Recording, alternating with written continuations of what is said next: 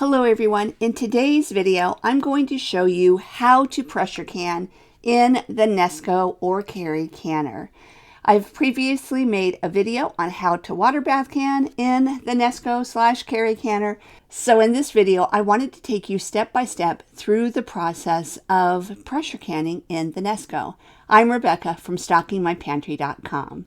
Okay, so what I'm going to do is I am going to follow the instructions as they're written in the Nesco canner. I've actually printed it off from the manual on the website. And by the way, I'll link to the manual in case you're missing your manual or you just want the prints a little bit bigger when you print it yourself versus what it is in the manual. And I need help with that. So I thought you guys might too. So anyway, I'll link to that. Now the reason I'm actually looking at what the manual says is because I want it to mirror, I want this video to mirror what you'll see as you look at the manual. That way you can follow along in your manual. So first of all, it says place your filled jars to be canned onto the canning rack in the inner canning pot. Okay, now your canner comes with two racks. This is the steam rack and this is the canning rack. You need to make sure and use the canning rack. And you're going to place it with, there's like these little feet on the bottom that goes on the bottom. Okay, so don't place it with these parts sticking up. Those go down. So let me just open up the lid here and place the canning rack in the canner. Place your filled jars onto the canning rack. Okay, so I'm just doing water. It's hot water. And so just for demonstration purposes, I'm just canning water. And if you notice some little markings on the lids, I'm using used lids because I didn't want to waste them.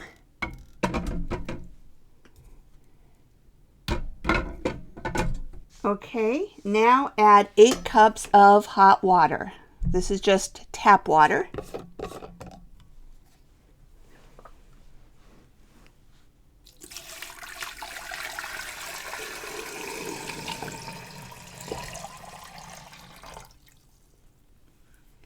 Close and lock the lid. So close the lid and you turn it until it clicks into place.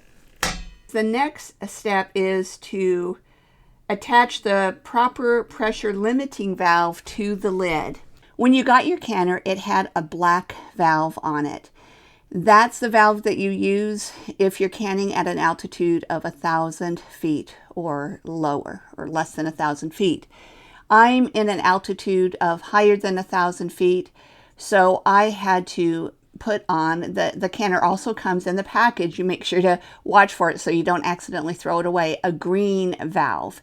That's for altitudes over 1,000 feet. So I'm going to just show you how to change out the valve. It's really easy. Okay, you just pull up on the valve. Now it's on there pretty tight, but don't worry, you're not going to break anything. So you just lift it up and then you take the other valve and you press it down. Now I'm going to put the green valve back because that's the one I need to use. So again, just lift up to pull off the one valve and just place the other valve on and press it down.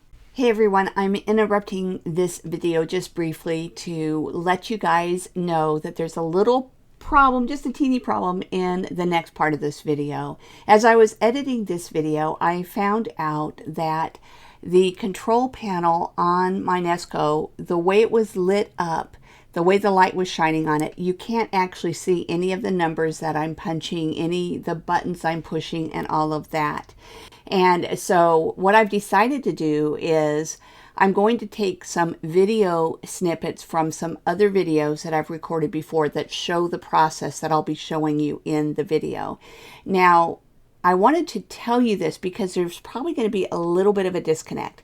As an example, for the video that I recorded today that you're watching now, is I decided just to do 1 minute just because I was just doing a demo. So just setting the timer for 1 minute. Well, obviously we never can anything for just 1 minute, and so the video clip that I'm going to pull from, it will show me punching in a lot higher time. But if I'm saying one thing and you're seeing something slightly different, that's why. The process is exactly the same, and I think it's better for me to bring in these video clips that are of another time and you actually see what's on the display so that you'll understand which button to push and what it looks like and what the process is like. But there might be a little bit of a disconnect there from what I'm saying to what you're seeing. Okay, without further ado, let's get right back into the rest of the video. Thanks so much, everyone. Now it says to select the high button from the control panel. Here's the high button. Press the time button to set the canning recipe required processing time. For demonstration purposes, I'm just doing 1 minute. Set the pressure limiting valve to exhaust. Okay.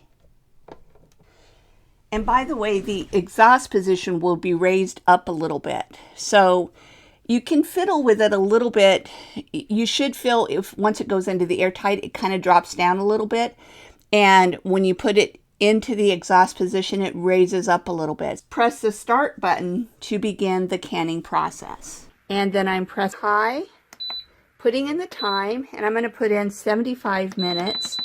If I was doing quarts, I would put in 90 minutes. And I'm going to switch the this valve here over to the exhaust position, and then I'm going to go ahead and press start. Now it says the digital chase will begin to rotate, and this will continue until the correct internal temperature is reached, which can take up to 30 minutes. Steam will begin venting through the pressure limiting valve. This is normal. Once the pressure reaches the correct internal temperature, the canner will beep once, and the control panel LED display will read E10. The preset E10 code means E for exhaust, and 10 equals the number of minutes that will count down. Okay, and then it says, well, the pressure canner will automatically count down from E10 to E0. Once the control panel LED displays shows a blinking E0, the canner will beep once. At this time, the pressure limiting valve must be set to airtight. Once the canner resumes, the control panel will beep again. So we're going to go through that whole process. Okay, hopefully you heard that beep, and you can see that it now says E10 on the display. E10 just now popped up. Okay, I will pause this video and I'll bring you back when we're ready for the next step. Okay, you can see that it's now at E1. In just a minute, it will go to E0, and I'll talk about what happens at that point. By the way, just as a side note, let me say that you can see it looks like the light by the high button and the E1 are flashing. They're really not.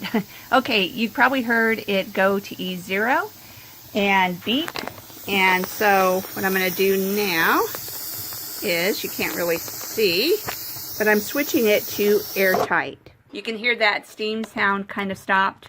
Right now it's still showing E0. It now is moved to the digital chase portion, and the pressure is continuing to build. And once it's at the right level, then it will show 75 minutes on the cooking time display. Okay, it just beeped, and you can see that now it's showing 75 minutes, and I don't need to really pay much attention to it. You heard it beep, and now it says off. And what we want to do now is unplug the canner.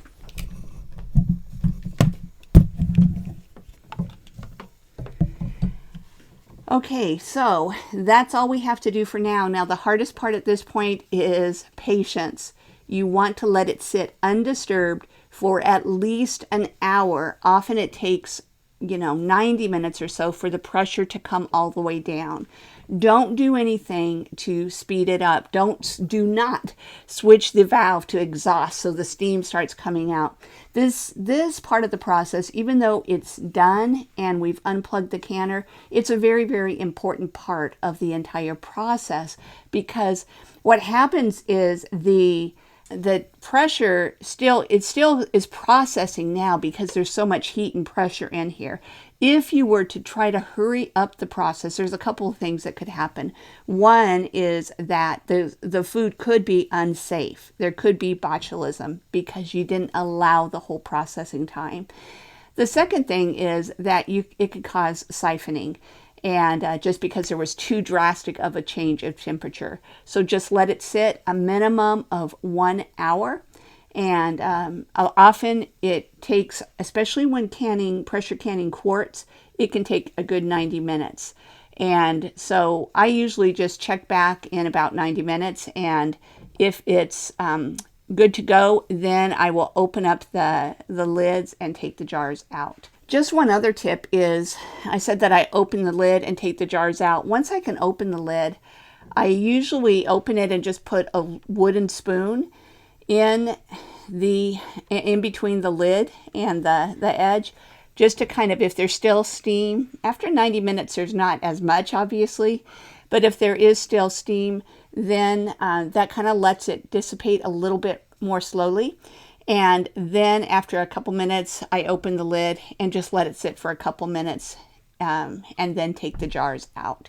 So that's all there is to pressure canning in the Nesco or the Carey canner.